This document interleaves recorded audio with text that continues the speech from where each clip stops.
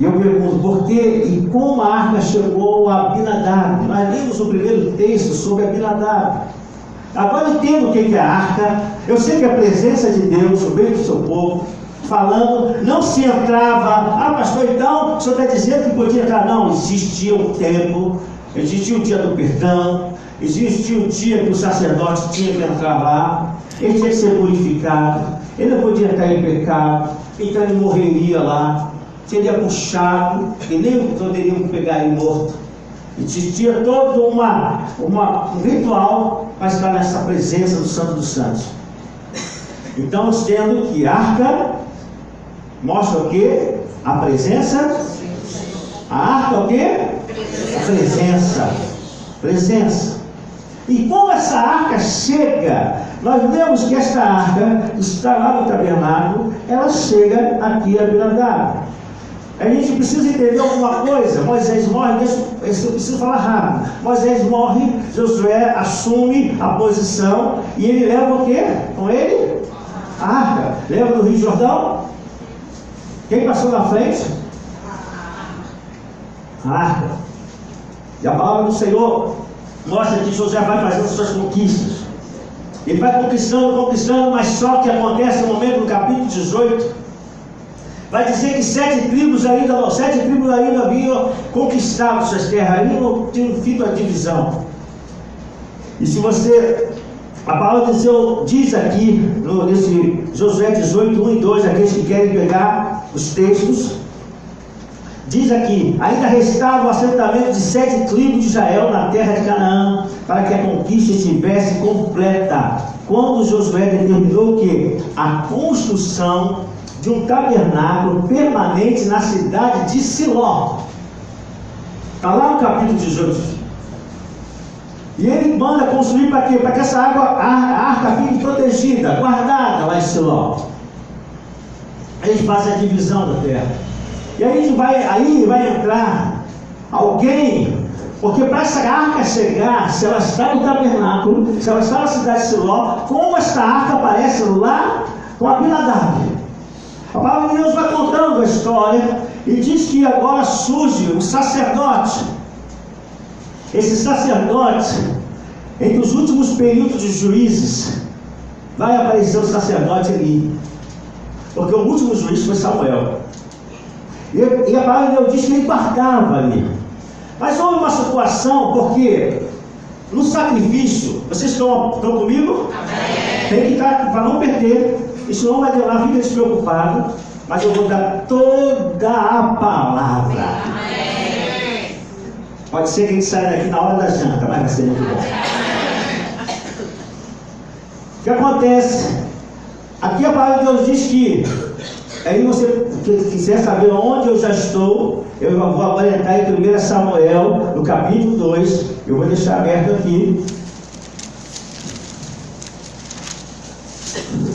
Se Josué, e Josué depois ele vai morrer, já está velho, mas a arca ele mandou ficar, ele mandou construir, está lá na Bíblia, o pastor não está inventando, capítulo 18, ele manda construir esse tabernáculo e coloca a proteção, para que a arca fique protegida. Josué morre e as coisas continuam, mas o sacerdote ali, que está tomando a conta da arca, a palavra de Deus diz agora nesse texto que ele já está velho. Mas acontece algo terrível, porque os sacrifícios, e eu vou te dar o texto, Levítico 7, 28 a 31, havia uma maneira de você fazer o sacrifício e o holocausto, e aquilo que os sacerdotes podiam ficar, Deus permitia, porque eles não tinham uma herança de terra. Os levitas receberam, a herança era referente àquilo que as tribos traziam, eles recebiam a bênção, eles serviam ao Senhor. Então o alimento vinha desse sacrifício. Mas como era feito? Alguém trazia um animal de grande porte, na área do peito havia uma gordura. Então a regra levítico, a lei que foi dada, era que esse animal fosse queimado, a sua gordura queimada. Aí sim, o levita, o sacerdote, pegava a sua parte para poder se alimentar. O que Ofni e Finéias começaram a fazer? Eles começaram a errar diante do Senhor, em outras coisas também. Mas nessa parte, ele mandava que fosse pego a carne crua, antes de passar a oferta ao Senhor. E aquilo estava indo contra o que Deus falou, porque a oferta de gordura era do Senhor. E a palavra de Deus diz que veio um homem, traz uma palavra profética para ele, e diz que Deus vai acertar isso. Vai acertar essa situação com Eli, porque ele não tem repreendido seus filhos, ele não tem acertado as coisas. Olha a responsabilidade, irmãos, de nós sabermos as coisas de Deus e não falarmos para nossos filhos, falarmos para as pessoas que são servos de Deus. Você tem um compromisso com Deus. Você é o sacerdote do Senhor. E a palavra de Deus diz que ele não faz isso, mas em paralelo a isso, tem um garoto chamado Samuel, que a sua mãe recebeu a bênção desse menino, e colocou na mão para os cuidados lá no templo de Eli.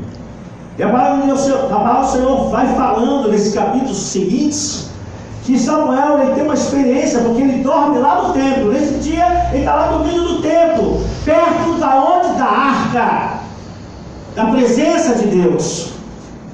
E ele começa a ouvir alguém chamando ele: Samuel, Samuel. Samuel acorda, ele olha para o lado, certamente é Eli que está me chamando. Chega: Eli, você me chamou? Ele disse: não chamei não, Samuel, volta a dormir. Ele deita, ele escuta Samuel, ele acorda, vai a Eli novamente: não chamei não. Da terceira vez, aí o profeta diz: olha, ele entendeu o que estava acontecendo. E Samuel, quando você ouvir, diz: eis aqui, Senhor, fala de teu servo. E aí quando ele escuta Samuel, Samuel, e a palavra dele diz: eis aqui, Senhor, fala. E ele começou a ouvir no tempo em que não havia mais palavra. Olha que seriedade. A arca, como agora eu vou começar a colocar os pontos para que você entenda isso. A arca já estava lá, era o sacerdote, mas a palavra não estava mais sendo proferida. Está aqui no texto, é a palavra do Senhor. E a palavra do Senhor diz que nesse momento ele chama, fala: o que aconteceu? E Samuel deu a primeira mensagem dele. A primeira palavra de Samuel foi muito difícil, né, irmãos? A primeira pregação de Samuel: Deus está te sentenciando, ele, você e seus filhos. E a palavra do Senhor diz que acontece uma luta. Os filisteus se levantam contra Israel. Era uma briga, sempre havia. Os filisteus eram um pessoal preparado, pessoal de briga.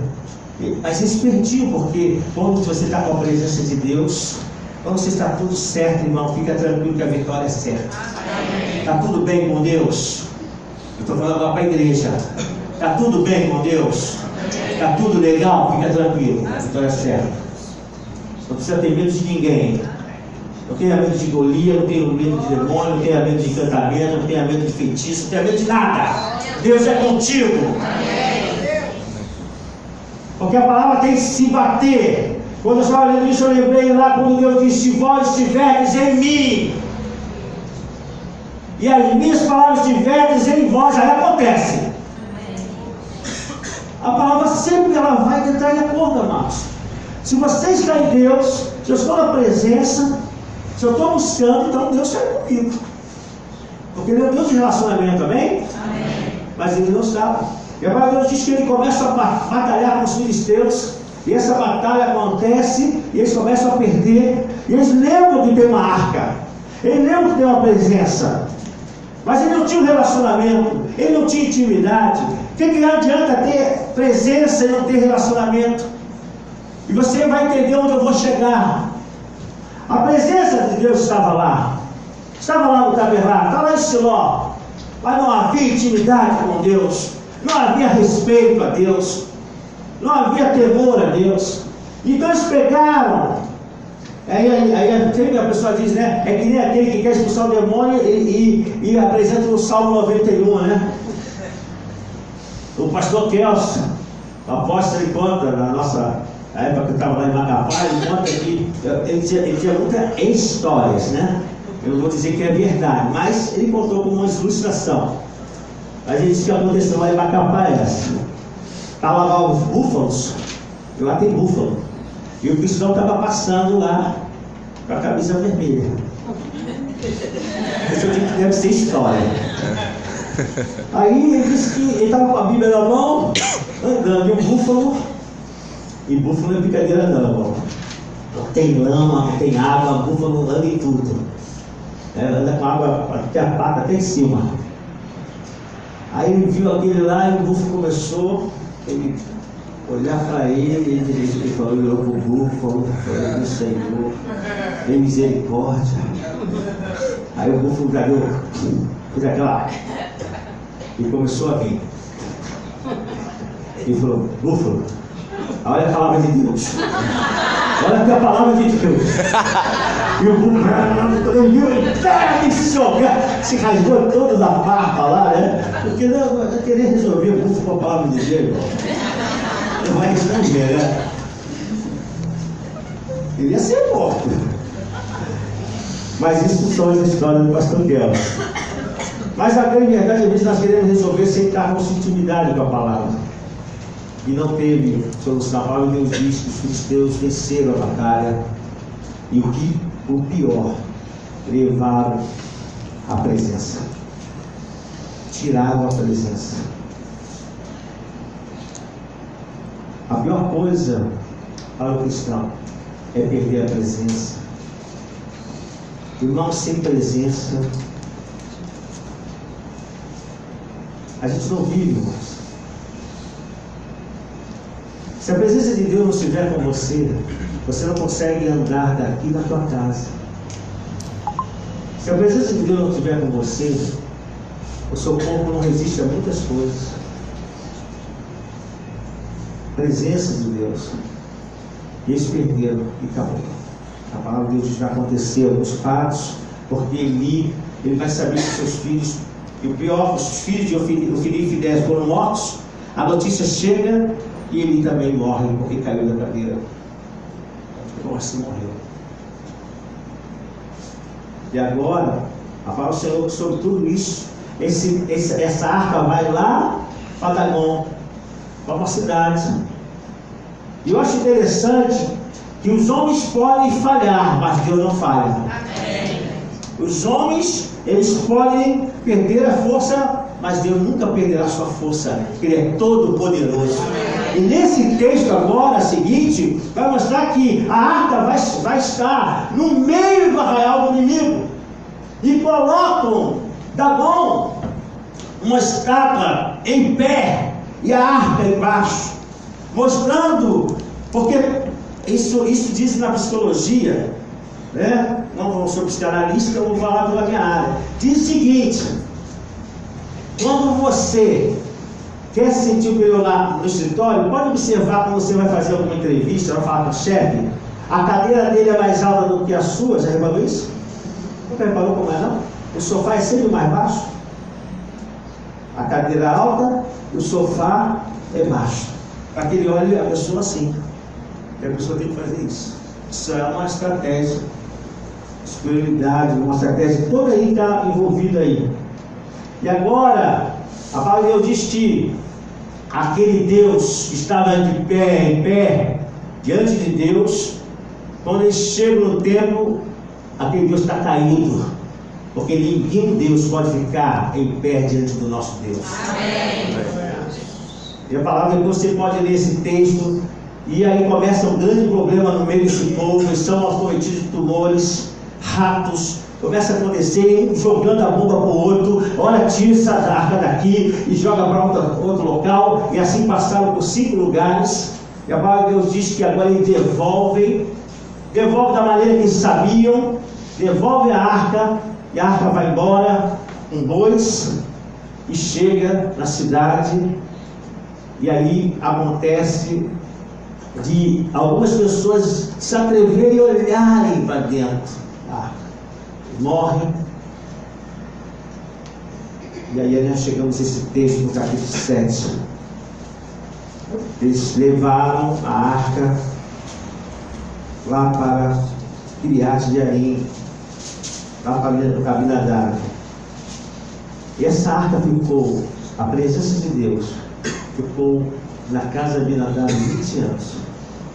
20 anos ficou ali. Eu fiquei pensando, por que aconteceu? Nada extraordinário. Claro que ainda Samuel, ele vai fazer um processo para que aconteça a bênção de Deus para o povo, mas na casa de Abinadab não há uma referência, mas a arca estava lá. E depois, o que faz? Por que e como a arca chegou a Obed-Edom? No texto seguinte, vai falar que agora o rei Davi, ele se torna rei de todo Israel. Vamos bem adiantar. Se torna rei de todo Israel. E ele quer buscar agora essa arca que está lá com o sacerdote de Eleazar, casa de Abinadab. Só que ele não dá entendimento, ele perde a maneira correta de levar a arca, e acontece um desastre, os irmãos sabem. E Uzá, ele morre porque ele tenta segurar a arca e ninguém podia tocar na arca. Deixasse ela cair. Tinha a maneira correta, lembra das varas? Era por ali, para nem os levitas tocarem na arca. Tem que ser pelaquela. Ele morre. E Davi fica muito triste. E nessa tristeza dele, ele fala assim: não vou levar para a cidade de Davi. E aí ele coloca a arca na casa de Obed-Edom. Foi por isso que chegou na casa de Obed-Edom. Se você chega na casa de Obed-Edom, acontece uma coisa diferente da casa de Abinadab.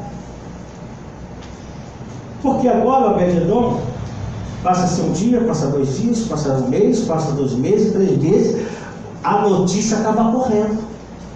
Olha, Obed-Edom está sendo abençoado. Não é só ele não, toda a sua família, toda a sua casa. E a palavra de Deus diz, vamos lá no texto que nós já estamos concluindo. Lá no texto capítulo 6.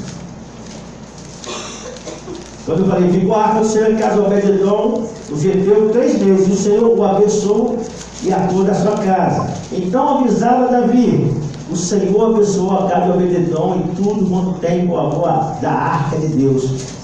Foi depois Davi e com alegria fez subir a arca de Deus da casa de Obed-Edom, na cidade de Davi. Mas não vamos falar os outros textos, vamos ficar aqui porque eu preciso falar de outra coisa.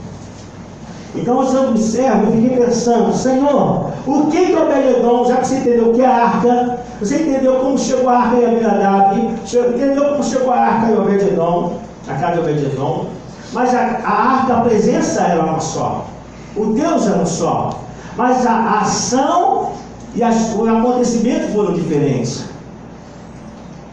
E eu penso, aí que o Espírito começou a falar comigo, será que às vezes nós não agimos que nem Abinadab?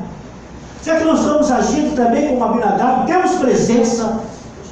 Porque a palavra de Deus diz que esse Senhor poderoso, em que está representado na arca, que é Jesus Cristo, Ele já veio à terra. E Ele falou que a sua morada seria dentro do nosso coração. E Ele mora dentro do seu coração através do Espírito Santo. E Ele fala contigo. E Ele age a teu favor. Se você chamar a sua presença, Ele se manifesta. Porque Ele ama relacionamento. Ele quer contato com a gente. Mas será que nós não estamos agindo mesmo como sacerdotes? Como Abinadab? Não importando quando Deus está falando conosco, dizendo, meu filho, me busca um pouquinho. Busca a minha presença hoje. Foi assim que Deus começou a falar no meu coração. O que Abinadab fez? Ele não ligava, a presença está lá, não sei, não estou julgando Abinadab, eu estou julgando o sacerdote Eleazar, eu estou dizendo que 20 anos a presença de Deus estava ali. Aonde o povo ia para a guerra, a presença ia na frente, os inimigos temiam. A arca está com eles, vamos perder. A derrota já está certa. Até logo, dá tchau, esposa, filho, até logo, dá um abraço aqui, daqui a pouco você está morto. Eles sabiam que ia morrer, que a presença de Deus estava com eles. Mas o que acontece com a Aminadab? A presença está lá, de repente a presença, daqui a pouco eu busco, daqui a pouco eu falo com Deus, deixa eu fazer outra coisa agora, deixa eu fazer outro momento. Eu não estou dizendo que você não busque a Deus, preste atenção no que eu quero passar para os irmãos. Eu não estou dizendo que a igreja não busca a Deus, eu estou dizendo que nós estamos perdendo o melhor de Deus, da presença dele conosco. A gente é tão ocupado que a gente é capaz de ficar 4 horas, não precisa levantar a mão. Eu não estou te julgando, eu estou julgando a minha vida, eu estou julgando o que Deus falou comigo. Eu só estou passando para os irmãos, porque eu entendo que todo líder, todo homem de Deus, primeiro Deus tem que falar com você. Ontem eu estava com uma pessoa e ela estava comentando algo. Deus falou na hora comigo, isso. Quando acabou a conversa, nós estávamos despedindo. Eu disse: minha irmã, deixa eu falar uma coisa para você. Deus falou assim para mim, ela disse: pastor, está confirmado, porque Deus falou isso comigo, então bateu. Porque quando Deus fala comigo, fala comigo com você. É assim que eu gosto. Primeiro Deus fala comigo, depois Deus confirma com alguém. Que aí fica tudo certinho. Amados, esse homem estava ali 20 anos.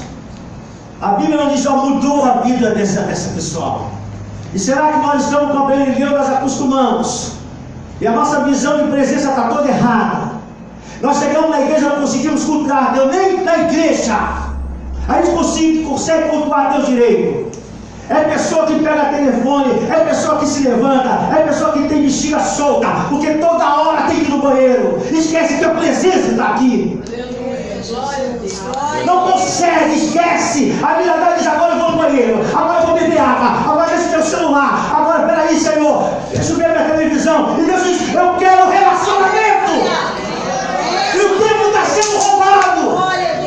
E o tempo roubado. E Deus falou comigo: o meu povo está deixando o tempo ser roubado. Eu sou Deus de relacionamento. Eu não queria ficar lá no monte, numa nuvem, em trovões. Eu queria ficar no meio do povo. Isso eu digo: prepara um tabernáculo, Moisés, faz uma arca e coloca as pernas da lei lá dentro, porque é a minha presença. E o tempo está passando, e a igreja do Senhor está uma igreja irreverente. E como eu cuido só dessa igreja de Macapá, eu tenho que falar é aqui. Eu não julgo igreja nenhuma, eu não julgo pastor nenhum, ministério nenhum, porque eu entendo a responsabilidade de cada um. Mas eu tenho responsabilidade com essa igreja. Amém. Eu preciso falar a verdade. Amém, Jesus. Porque a verdade primeiro me liberta. E se a verdade me liberta, tem que libertar todos aqueles que conhecem a verdade. Eu disse aqui a alguns jovens, falei na sexta-feira, Jesus está voltando, vem falando isso. E vou falar em todas as pregações. Amém. Mas eu disse a eles: sabe o que acontece? Se nós não falarmos a verdade, se nós não falarmos o que é pecado, não falarmos o que é irreverência, porque o ímpio, ele fala, o ímpio chega lá, ele fica em pé, ele se ajoelha, não sei o quê, aí ele diz: aqui, e a gente aqui, está louvando a Deus. A gente vai comer lá no, aquela rosquinha de massa, Habib. E Coca-Cola, agora não é Coca-Cola, é a presença de Deus falando: que relacionamento comigo, esquece a Habib. Que se eu não te der saúde, você não come Habib nenhum. Se eu não te proteger, a bactéria te pega ali. Está voando ali, você não está vendo, eu estou vendo daqui. Mas eu vou dar ordem dessa bactéria, morre. Não toca no meu servo. Mas a gente esquece a presença. E a verdade vai passando ano, 10 anos, 20 anos. Irmão, que tristeza. 20 anos. E eu disse para esse jovem: sabe o que vai acontecer quando Jesus buscar a igreja? Vai ficar ele e o pastor, viu? Vai ficar ele, porque o pastor deixou ele errar, e Deus não tem acordo com ele. Fica ele, e fica o pastor também que ensinou errado. Aí o problema não vai ser com o anticristo. O pastor não ficou? Aí vem o membro. Ô pastor, o que aconteceu, pastor? Eu fiquei. Qual é, pastor? O senhor me deixou aqui, o senhor falou a verdade. Sabe o primeiro que vai apanhar? Ele vai apanhar do anticristo, vai apanhar do membro. O primeiro vai dar tanto desse pastor, vai bater tanto nele de raiva. E outra coisa, não vai ter nem Espírito Santo para acalmar. Não, a tribulação já vai começar e o pastor que ficar. O pastor que ficar vai ter que se esconder. O que vai ter de membro quando ele quer a palavra de Deus diz que pelo menos perto de 50% fica. Irmãos, está na palavra. Um vai, o outro fica. Está no campo 2, um vai, o outro fica. Já foi. E aí esse que ficou vai procurar quem? O anticristo? Vai ver se o pastor ficou. Se ele ficou, pega ele. Certamente. Eu não vou ficar, irmão. Ninguém vai me pegar. Porque quando eu estou esperando a volta de Jesus. Quando a trombeta tocar, eu vou escutar. Então, amados, eu vejo o que Obed-Edom fez. Foi entender que ali estava a presença de Deus. Eu acredito que ele falou, agora nós vamos comer. Oh, presença gloriosa. Aleluia! Oh, Senhor, muito obrigado por isso. Eu estou dizendo a você que ele ficou lá em cima da água, nem podia. Eu estou dizendo a você que não perdia a comunhão. Eu creio que Obed-Edom não perdeu a comunhão. Ele falou dos seus problemas, porque se Deus abençoou a sua família, ele disse, oh presença, oh Senhor, abençoa minha família, minha esposa está doente, cura. Aí havia cura. Senhor, abre as portas para o meu filho, Senhor. Oh Senhor, não, vamos adorar. Jesus nos abençoou, vamos adorar. Eles já adoravam o Senhor, tirava tempo. Esquece aí a televisão de pedra. Aí naquela época a televisão era de pedra. Aí aqui era assim, aqui, ó, eles adoravam o Senhor. Alguma coisa Obed-Edom fez que agradou tanto a Deus, que a presença de Deus abençoou a vida dele, de tal forma que foram avisar o rei. A Bíblia diz, rei, nós estamos perdidos. Por que estamos perdendo? Porque o Obed-Edom está com 90 dias parado. Não tem nível que aconteceu na vida desse homem. Sabe o que o rei Davi fez? Epa, vamos caçar agora. Agora. Só que dessa vez ele buscou certinho. E levou a arca para a cidade de Davi. Amados, é isso que eu quero passar para os irmãos. Respeito Deus de vocês. Que é o mesmo Deus que eu sirvo. Venha para a igreja com um propósito diferente. Para de vir para a igreja relaxadamente. Eu estou falando de roupa. Eu estou falando de atitude. Amém. Relaxar. Estou nem aí. Eu vim, mas só Deus sabe por que eu vim. É, só Ele sabe mesmo. Só Ele sabe como você está. É hora de a gente falar, não, Senhor, eu vou adorá-lo. Eu vou bendizer. Porque para Deus abrir a porta para vocês, do futebol aqui no Rio, abriu lá em Macapá, tem que ter presença. Amém, Jesus. Tem que ter presença. Eles são filhos. Eu cuidei desse menino, garoto. Hoje é um menino alto, barba na cara. Mas com esse neném peguei no colo. Então a gente precisa mudar a nossa atitude e levar essa presença para a nossa casa. Quando o Espírito Santo de Deus vai lá na sua casa, o Espírito Santo mora aqui. Mora, irmãos. Mas cadê a atitude de ação? Obed-Edom, ele disse, Deus está na minha casa, mas ele tinha uma atitude que moveu o Deus do relacionamento, o Deus da aliança, o Deus da palavra. Ele é fiel à palavra. E ele teve relacionamento. Então quando você estiver na sua casa, o Espírito Santo fala assim, desliga um pouquinho a TV. Desliga a TV. Aleluia. Quantas vezes o Espírito Santo falou com você? Eu agora estou falando profeticamente. Aleluia. Deus está mandando falar profeticamente. Quantas vezes eu falei com você? Para você parar, para você me buscar. E você diz, daqui a pouco você está agindo que nem a vida dá. O tempo está passando. Eu sou Deus de relacionamento. Chegar, chora mais.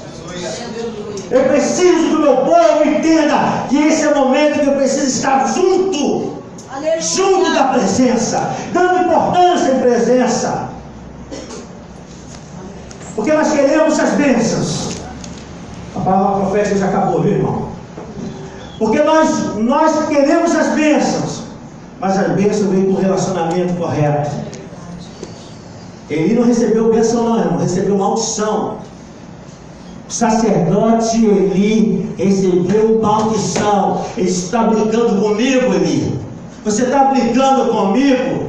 Tu não conhece as minhas leis? Você não fala com seus filhos? Você conhece tudo? Você é um sacerdote?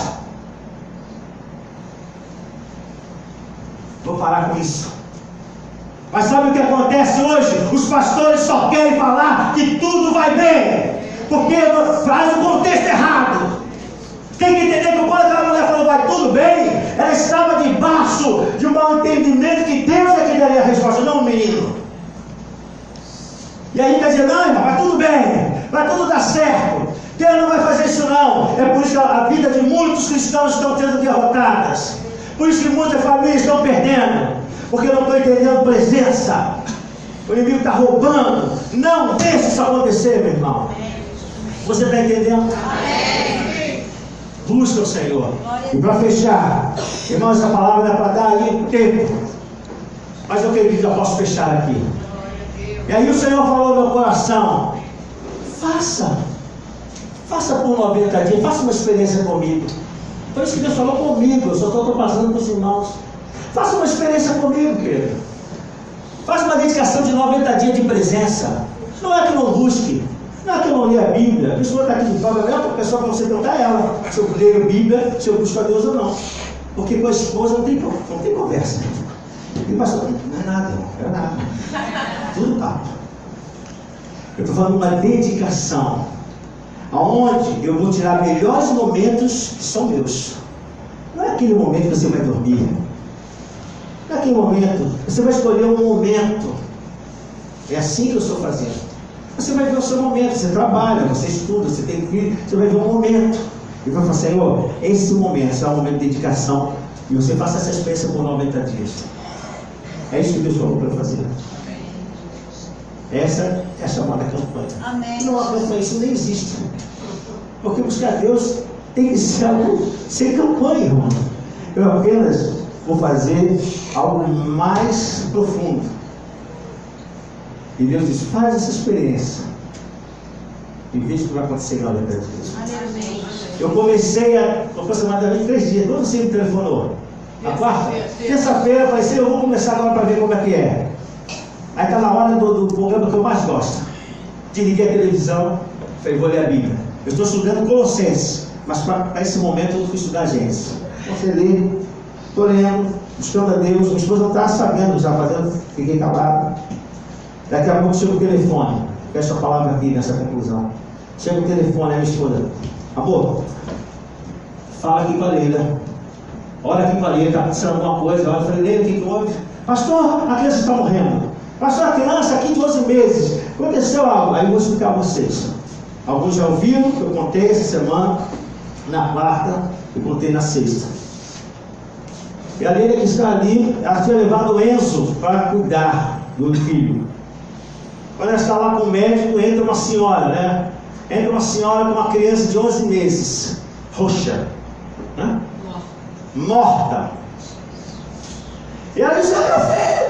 E a Leila viu isso, o médico já se levantou meio espantado, meio assustado, não sabendo muito o que fazer, não que ele não soubesse, mas foi pego de surpresa. E aí ele disse, posso ajudar? Ele falou assim, por favor, jogou na mão da Leila. E você foi para o hospital com ela, né? Foi buscar o hospital, pegou o carro, e nesse carro a mulher dirigindo, ela com o Enzo e com a criança roxa. O Enzo ficou. Ah, o Enzo ficou? Esse que eu não sabia. E aí ela com a criança de 11 meses, totalmente roxa. E aí a hora que ela me ligou. Esse pastor, já olhei aqui, mas ora. E aí eu falei, Senhor, que bênção. Eu comecei no momento, irmão, eu estava no óleo. Eu falei, Jesus, foi maravilhoso. Eu falei, espírito de morte. Eu sabia que quem estava, ela estava dirigindo. A senhora dirigindo, ela pegou a criança aqui, botou o telefone no ouvido dela para a mãe escutar. Eu pensei que ela estava numa alta viva voz. Eu comecei a orar. esse espírito de morte, solta essa criança. Deus traz vida sobre a criança, faz um mover. Eu aí comecei a orar, daqui a pouco eu escuto a Leila gritando.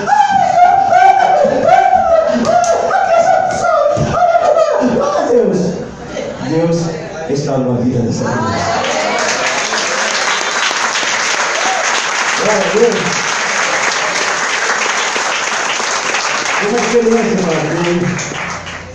Faça uma experiência com Deus. 3 meses Deus mudou a vida, presta atenção. Em 3 meses, 90 dias, Deus mudou a vida de Obed-Edom e da sua casa. O Senhor disse assim para mim: faz uma prova para mim. Eu vou fazer, irmão. Eu vou fazer. Eu só estou passando para a igreja, não estou obrigando ninguém a fazer, eu estou contando uma palavra bíblica. Mas eu estou dizendo assim, se você quiser fazer, começa amanhã. Porque no dia 27 de junho, é junho? Não. De agosto. 27 de agosto acaba. É 27 no sábado. Porque 28 é domingo, não é isso? E porque eu sei que é 28 é domingo, é meu aniversário. Desculpe aí. Aqueles que quiserem fazer, faça uma dedicação na sua casa, Deus. Vai trabalhar, faça as suas coisas. Aí agora, eu vou ver essa novela. Aí os pessoas falam assim, agora eu quero larga a novela. Esse filme eu não posso perder. Esse capítulo desse filme, sabe o que é aquele filme do episódio? Temporada 1, temporada 2, seriado 1, né? Séries, né? Tá lá, aí não, isso eu posso perder, que hoje vai ser. Aí os pessoas falam, é hoje que eu quero. É hoje que eu quero que você busque minha presença. Vai ser assim. É só isso, irmão. Não tem nada de mirabolante. É só você tirar um momento com Deus. E vamos ver o que acontece em 90 dias. Que Deus nos abençoe, amém? Glória a Deus. Dá um salve para o Pai.